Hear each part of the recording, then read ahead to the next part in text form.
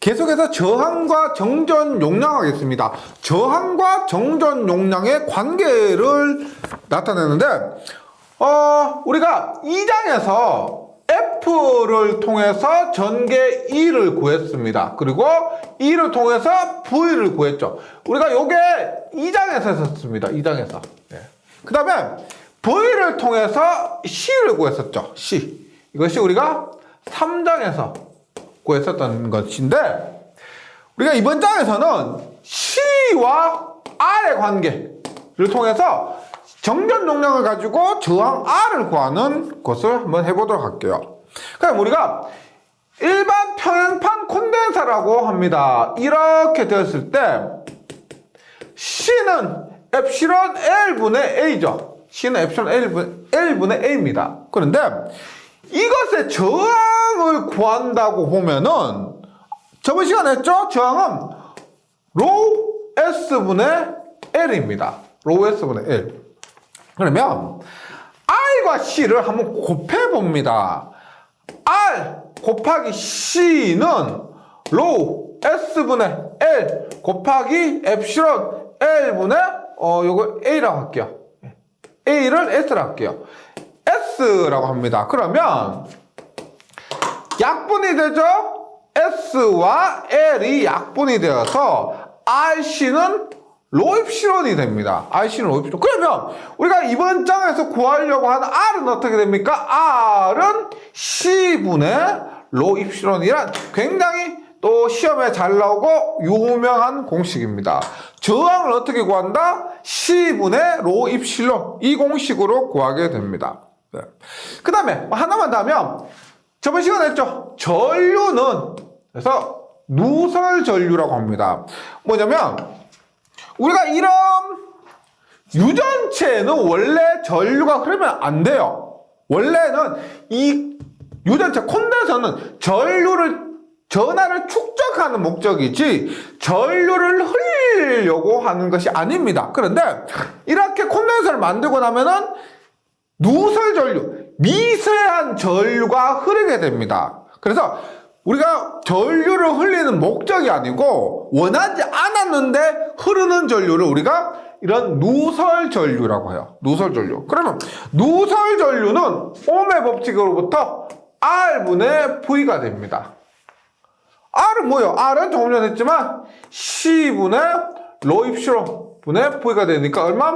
로입실론 분의 CV 암페어. 즉 이런 유전체에 흐르는 누설전류. 유전체는 고유장 값도 있고 유전율 값도 있습니다. 고유장과 유전율 값이 있을 때 그때 흐르는 미세한 전류를 누설전류하고 그 누설전류는 로입실론 분의 CV 암페어가 된다는 겁니다. 네, 이것도 시험에 잘 나와요. 유전체에 흐르는 누설전류고요.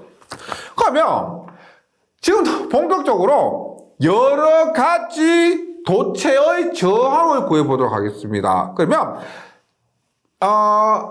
말씀드렸지만은 3장에서 C를 구했었죠. 그때 구한 C를 한번 복습을 해보도록 합니다. 보세요. 첫 번째 그림으로 나타내면은 이러한 평행판 콘덴서요. 평행판 콘덴서에서 C는 엡실론 L분의 S 이렇게 됩니다. 평행판 콘덴서. 두 번째 뭐요? 9죠. 9. 9에서 C는 얼마였어요? 9에서 C는 생각 안 나시면 3장을 한번 넘어가서 확인해 보시면 되고요. 4파이 엡실론 반지름 A라고 하면 4파이 엡실론 A입니다. 그러면 9가 이렇게 되니까 반구는 어떻게 됩니까? 반구. 반구는 2파이 엡실론 A가 돼요. 그 다음에 세 번째 동심구입니다. 동심구. 동심구는 구 안에 구가 있는 이런 거 있죠. 구 안에 구가 있을 때 C는 얼마였어요? 네. A분의 1 마이너스 B분의 1분의 4파이 엡실론이었고 정리하니까 얼마? B 마이너스 A분의 4파이 엡실론 AB가 됐습니다. 구, 동심구 이렇게요. 그 다음에 세 번째, 이런 동축 케이블 혹은 우리가 원통형일 때 C는 얼마였어요? ln A분의 B분의 ln A분의 B분의 2파이 엡실론이었죠. 예. 그 다음에 네 번째, 평행전선 사이. 예. 간격이 D입니다. D일 때 얼마였어요? ln A분의 T분의 파이 엡실론이었고요. 파이 엡실론이었고, 그 다음에 다섯 번째, 이런 거 있었죠. 대지에 있는 전선 H 위에 있을 때, 전선이 Hm 높이 위에 있을 때 C는 ln A분의 EH 분의 2파이 엡실론이었습니다. 그러면 지금 한 각각의 경우에 대해서 4, 5, 6번이죠. 예. 지금 뭐다? R은 C분의 로 입실론 값을 대입하면 뭐다? R값이 나오는 거죠. 즉 C값, 여기서 구한 이러한 C값들이 있죠. C값들을 대입을 하면은 R을 구할 수가 있습니다. 다만 단위도 한번 조금 보셔야 되는데, 이때는 우리가 페럿이었죠. 예, 이때는 다 페럿이었고, 이때는 다 페럿이었습니다. 그런데 4번 보면 6번 같은 경우는 뭐다? 페럿 퍼 미터였어요. 페럿 퍼 미터 단위가. 그래서 이 공식을 적용하면 이렇게 된 경우는 단위가 옴이 됩니다. 저항의 값이기 때문에 단위가 옴이 되는데, 페럿 퍼 미터를 적용하면 분의 1이기 때문에 이럴 경우는 단위가 옴 미터가 돼요. 예. 페럿 퍼 미터를 적용했기 때문에 나오는 저항의 값도 옴이 아니고 옴 메타가 됩니다. 근데 메타분의 1이기 때문에 메타가 되는 거죠. 예, 요것 염두에 두시면서 한번 보도록 합니다. 먼저 평행판 콘덴서는 조금 전에 했죠. 예, 이런 콘덴서는 얼마? R은 로 S분의 L입니다. 로 S분의 L. 그런데 저번 시간에 고유장분의 1을 도전율, 전도율이라고 K분의 1이었죠. 따라서 이것을 우리가 KS분의 L 혹은 K라 할 때도 있고 시그마를 할 때도 있습니다. 시그마 S분의 L 옴 이렇게 되는 거죠. 그리고 9번입니다. 9는 C가 얼마였다? 4파이 엡실론 A였습니다. 그러면 R은 C분의 로 엡실론 얼마? 4파이 엡실론 A분의 로 엡실론이 엡실론이 약분되니까 얼마다? 4파이 A분의 로, 혹은 로는 K분의 1이죠. 로는 K분의 1이니까 어떻게? 4파이 KA분의 1 옴 이렇게 됩니다. 9는요. 반구는 어떻게 될까요? 반구는 R이 2가 되겠죠. 2파이 KA분의 1. 여기서 고유장이 주어지면 얘고요. 도전율, 전도율이 주어지면 이렇게 하시면 됩니다. 네. 세 번째,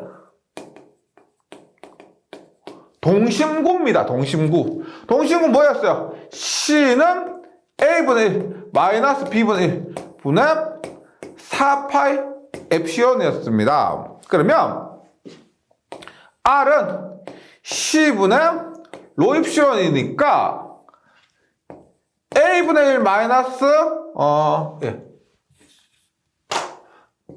A분의 1 마이너스 B분의 1 분의 로 4파 엡실론 그리고 로 엡실론 하니까 보세요.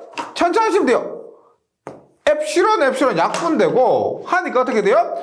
얘가 그대로 분모가 되죠. 4파이분의 로에 A분의 1 마이너스 B분의 1 분모에 있었던 것이 어떻게?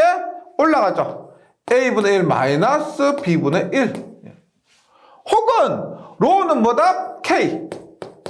K분의 1 4파이 K분의 1에 a분의 1 마이너스 b분의 1 이렇게 됩니다. 그래서 동심구도 이렇게 구할 수가 있고요.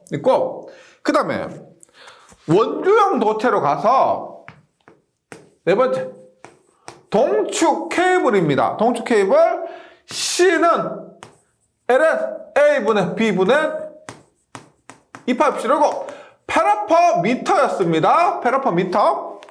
R은 어떻게? R은 C분의 로입시로 대입해요. L은 A분의 B분의 2파 엡실론분의 로입실론이죠. 로입실론.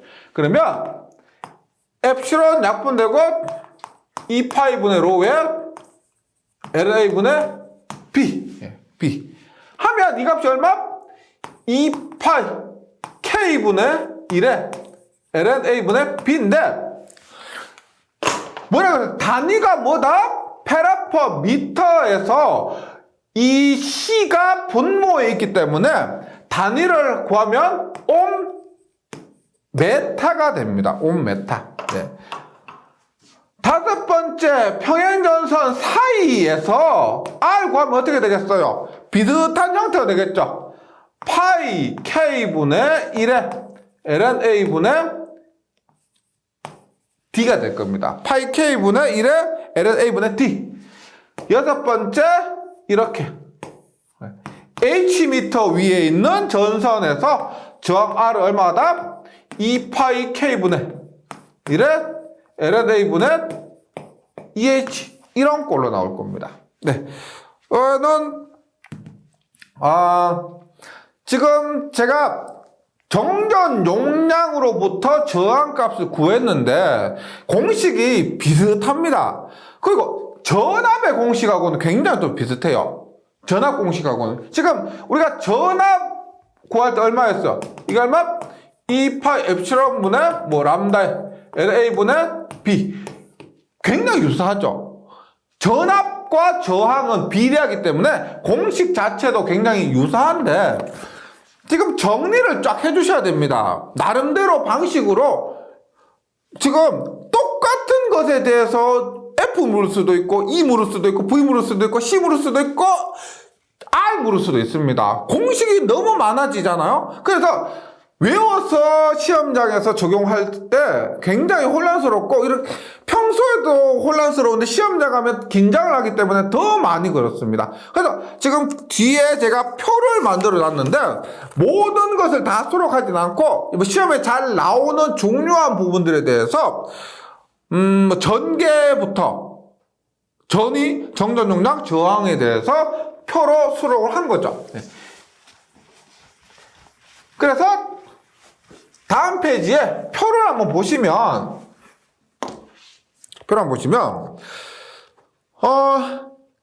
힘 F는 기록하지 않고요. F는 우리가 구전하에서 보통 이렇게 얘기를 하는 것이기 때문에 전개부터 한번 보도록 하겠습니다.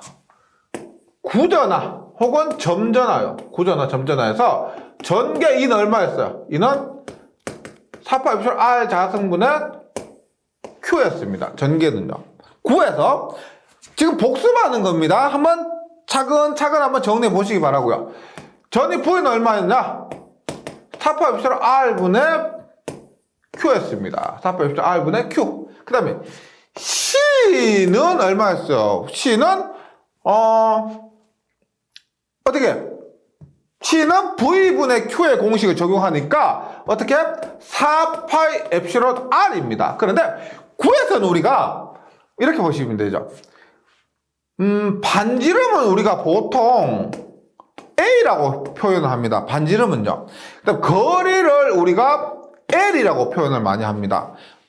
거리를 거리를 R이죠. 그다음에 길이를 L, 두께를 D, 이런 식으로 표현하는데, 지금 9에서는 반지름이죠. 따라서 R보다는 A로 표현하는 것이 더 좋습니다. 네. 그리고 R은 얼마였어? R은 4파이 K, A분의 1. 요렇게요.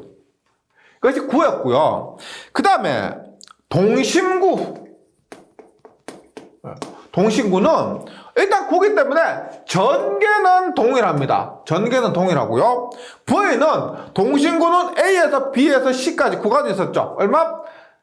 4,8 엡실론분의 Q에 A분의 1 마이너스 B분의 1 플러스 C분의 1 해서 자주 나오는 것이 이렇게 됐고요.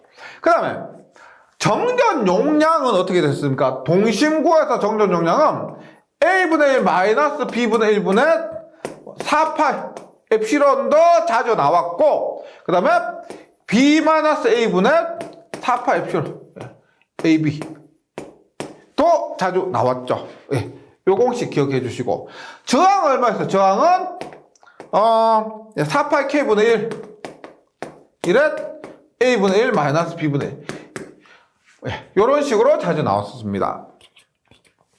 그 다음에 선전하예요.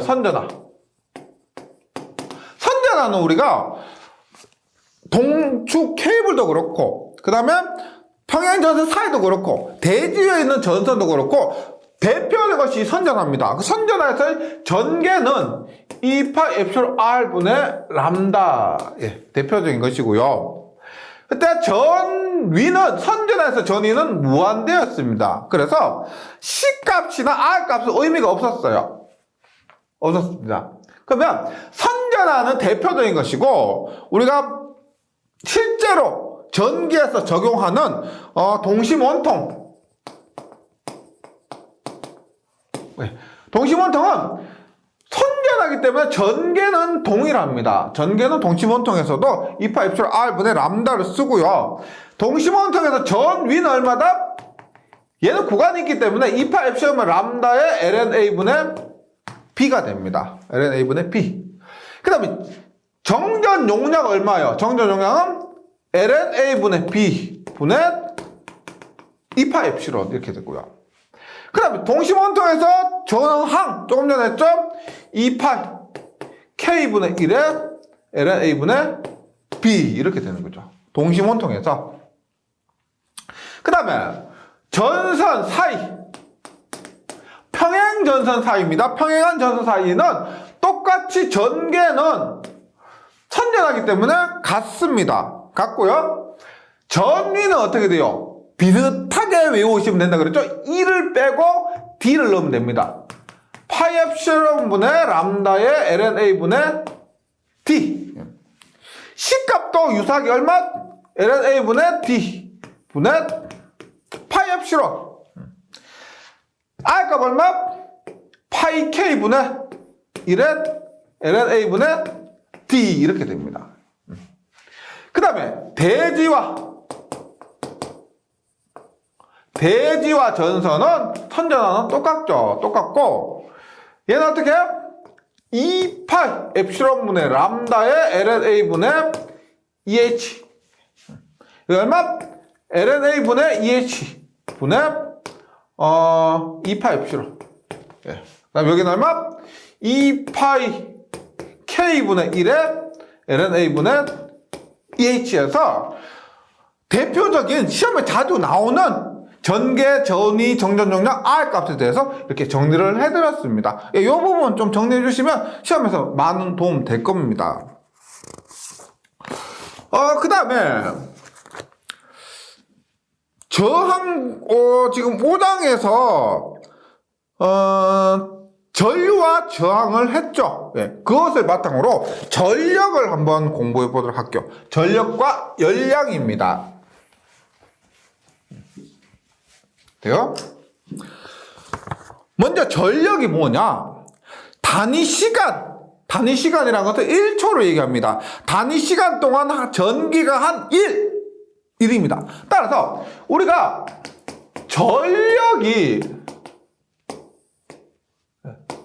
전력은 P라고 나타내고 단위를 와트라고 하는데, P가 시간분의 1입니다. 시간분의 1. 여기서 시작하는 거예요. 전력이란 것이 단위 시간, 즉 1초 동안 전기가 한 1입니다. 그래서 1을 시간으로 나누면 돼요. 그러니까 볼게요. T분의 1을 우리가 앞에서 축적된 일이 아니고 그냥 전류에 의한 일입니다. 콘덴서에 혹은 정전기에서 저장되는 일이 아니고 일반적인 일이에요. 그럼 뭐다? W는 VQ죠. VQ. 그럼 Q는 뭐였어? 이번 장에서 배운 Q. 전류와 시간과의 관계에서 I는 T분의 Q니까 Q는 IT가 됩니다. IT. IT. 그러면 약분이 되고 전력은 VI, 단위는 와트가 됩니다. 전압 곱하기 전류고 단위는 와트예요. 그럼 오음의 법칙을 적용하면 P는 VI인데 V는 IR이죠. 따라서 I제곱 R. I는 R분의 V죠. 따라서 R분의 V제곱 이 됩니다. 이건 또 뭐 회로 이론에서 할 건데 워낙 중요한 공식이고 이것 개념은 전기 자기약에서 이렇게 나오게 됩니다. 그래서 전력은 VI는 I제곱 R은 R분의 V제곱이 된다. 그 단위가 보세요. 지금 T분의 와트이기 때문에 T분의 W요. 1입니다. T분의 W이기 때문에 W1의 단위는 줄이죠. 그 다음에 시간의 단위는 세컨입니다. 그래서 와트.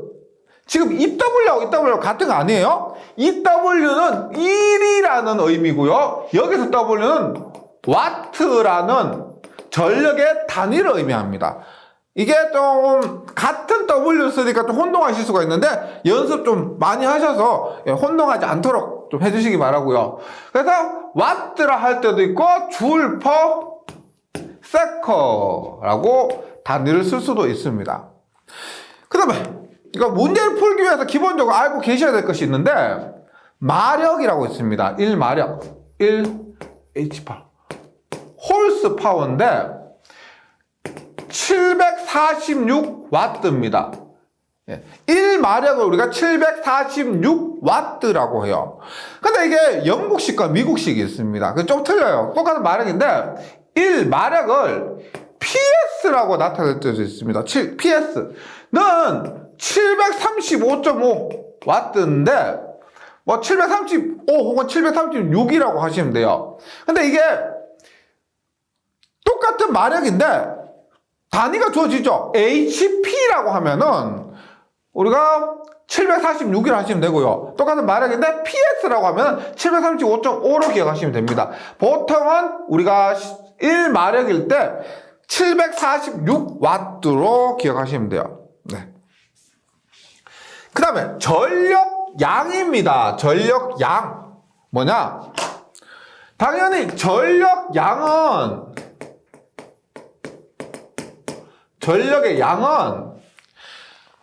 우리가 에너지입니다. 에너지. 그래서 얘를 에너지 1의 단위 W로 씁니다.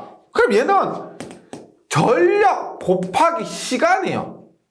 전력 곱하기 시간을 전력량이라 그럽니다. 그러면 P는 뭐요?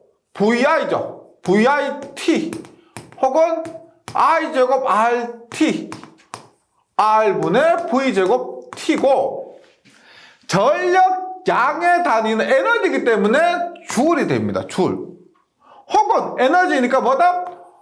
전력 곱하기 시간이니까 와트 세커가 됩니다. 와트 세커. 그래서 1줄이 1와트 세커 이렇게 나타낼 수가 있는 거죠. 그런데 전력량은 열량으로 나타낼 수가 있죠. 전력량은 열량으로 똑같은 에너지의 개념이기 때문에 그래서 1줄이 1와트 세컨인데 1줄이 열량은 뭐예요? 우리가 뭐 다이어트 할 때 많이 쓰는 단위 있죠. 칼로리가 있습니다. 얼마? 칼로리 1줄은 0.24 칼로리가 됩니다. 0.24 칼로리. 그래서 1칼로리는 4.18줄. 그래서 요것도 외워주시겠고요. 이것은 보통 전기 공부 안 하시더라도 상식적으로 알고 계시는 분이 많으십니다. 그러면 전력량을 우리가 열량으로 한번 나타내 보도록 할게요. 보세요. 1와트 세커가 1줄이라고 했죠. 네. 1와트 세커가 1줄이라고 했습니다. 그러면 1와트 아워는 얘는 1시간입니다. 1초를 곱하면은 줄이 되는데 1줄인데 와트 아워는 1와트 곱하기 1시간이에요. 1시간은 몇 초? 3600초입니다. 따라서 와트 아워는 3600줄이 돼요.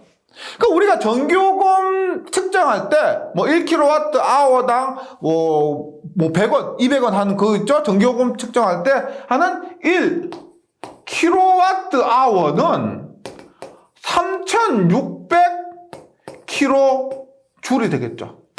1kWh는 3600kJ이 됩니다. 그러면 우리가 1줄이 0.24라고 했기 때문에 얘를 칼로리로 바꾸면 어떻게 돼요? 킬로칼로리를 바꾸면 어떻게 됩니까?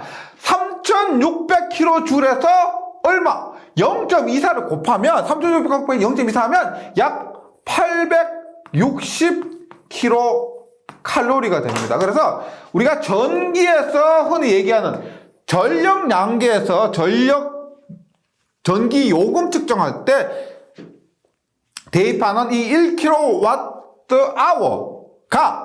열량으로 나타내면 860kcal라는 것, 이것 외우고 계셔야 됩니다.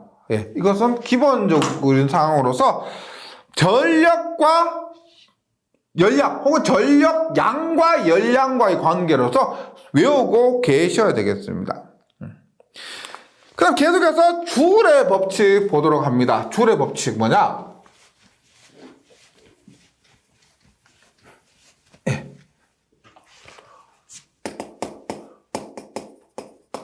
줄의 법칙은 우리가 에너지죠. 에너지인데 I 제곱 RT 전력량 I 제곱 RT 즉 전류를 흘리면 저항에서 전력량을 에너지를 소비를 하게 되죠. 그만큼 뭐가 된다? 이만큼의 열량을 발생한다는 겁니다. 우리가 이것을 I 제곱 RT 전력량을 열량으로 환산할 수 있죠. 방금 했죠? 0.24로 곱하면 칼로리가 됩니다. 즉 이 저항에 이 전류를 흘리게 되면은 I 제곱 RT만큼의 열이 발생한다. 그것을 우리가 줄의 법칙이라고 합니다. 저항체에서 발생한 열량을 계산하는 거죠. 저항체에 전류를 흘리면 열이 발생하는데 그 관계를 우리가 줄의 법칙 이렇게 얘기를 하고 앞에서 말씀드린 그 공식으로서 전력량을 열량으로 환산할 수가 있습니다. 그 다음에 열전 현상이 있습니다. 열전 현상도 시험에서 잘 나오는데 요 단어들만 좀 기억해 주시면 되는데요. 보세요. 일단 두금속이 있습니다. 두금속 있고 한금속이 있습니다. 한금속이 있습니다. 보세요. 두금속에서 열을 주면은 전기가 발생할 수도 있고 두금속에서 전기를 주면은 열이 발생할 수가 있습니다. 혹은 한금속에서 여기서는 교재에 있는 대로 할게요. 열을 주면은 전기가 발생할 수도 있습니다. 두금속 열 먼저 줬을 때 전기가 발생하는 것을 우리가 제어백 효과. 두금속에다 전기 먼저 줬는데 열이 발생하는 것을 우리가 펠티에라고 합니다. 펠티에. 얘는 특별히 한금속입니다. 얘 혼자 한금속이에요. 한금속에서 열 주니까 전기 발생하는 이것을 우리가 톰슨이라고 합니다. 톰슨. 이게 중요해요. 두금속에서 열 먼저 제어백, 두금속에서 전기 먼저 펠티어. 그래서 두전펠 이렇게 외우시면 돼요. 두전펠. 그래서 교재 보시면 제어백 효과 혹은 제백 효과. 영어로는 SEEBCK입니다. 영어가 아니고 유럽 쪽 사람이라서 제백 효과 이렇게 되고요. 제백 효과는 두 종류의 금속을 접합한 후 온도, 열이 좋죠? 온도를 다르게 하면 전기가 발생하는 현상. 그리고 열전대에서 이 제백 효과를 이용한 것이고요. 펠티의 효과는 두 종류의 금속이고 전류를 먼저 흘리면, 전기를 먼저 흘리면은 온도차, 열이 발생하는 겁니다. 이것을 우리가 펠티라고, 얘는 전자냉동, 뭐 냉장고 이런 곳에 사용하고요. 톰슨 효과는 한 금속에서, 동일한 금속, 한 금속이죠. 두 접속점에 온도차를 주고 전류를 흘리면, 온도차 주고 전류를 흘리면 주열 이외의 부분, 주열 이외에도 도선 속에서 열의 흡수 또는 발열이 일어나는 현상을 톰슨 효과랍니다. 우리가 지금 이런 문제가 객관식으로 출제되기 때문에요. 이 중요한 단어만 숙제하시면은 객관식으로 나오는 문제에서는 충분히 맞출 수 있으니까 뭐 깊이 있게까지 안 하셔도 됩니다. 그래서 제가 강조드린 이런 문구, 단어들만 잘 정리해서 암기해 주시면 됩니다. 예, 여기까지 하고요. 저는 문제풀이 시간에 다시 뵙도록 하겠습니다. 수고하셨습니다.